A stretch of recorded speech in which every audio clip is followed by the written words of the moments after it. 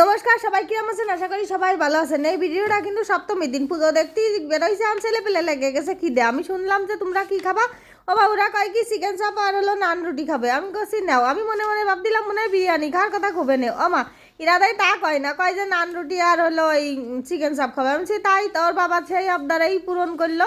এখন এই যে চলে আসলাম, এসে সব কিছু তো দিয়ে দেছে আর একদম সব কিছু গরম গরম আমরা বসেছিলাম বেশ প্রায় 5-7 মিনিট মতো। তারপরে রুটিগুলো সেকে দেছে, তারপরে আমরা খাচ্ছি এখন বসে।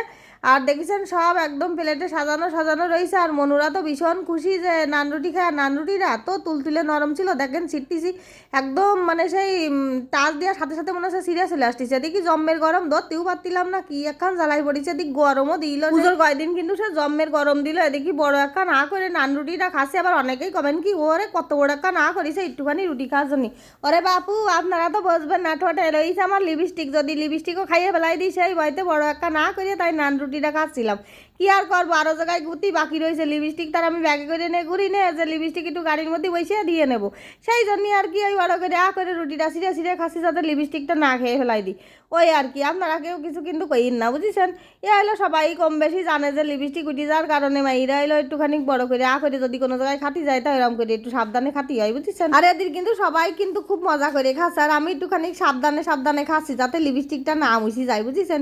সে যে কি একখান জ্বালাই পড়েছি লিপস্টিক খান দিয়ে, বাদ দিছি যে ওয়াটারপ্রুফ লিপস্টিকও দিলাম না, দিলি পরে আর এই বয়টা থাকতো না, বুঝিস। আর কেউ কেউ এসে কমেন্ট করতেও পারে, বুঝিছেন, যে লিপস্টিক কি কেউ আর দি থাই না, তুমি কি একাই দেছো। ওরে বাপু আমার সব ভিডিওই দেখবেন, আমি কিন্তু সাজুগুজু বেশি একটা করি না, ওই বেশিরভাগ ফিল্টার মেরে দিই, বুঝিছেন। কি আর করবো, আর ওই পুজোর মধ্যে একটু সাজিলাম তা ওই বয়তেছিলাম ওই বয়, বুঝিছেন।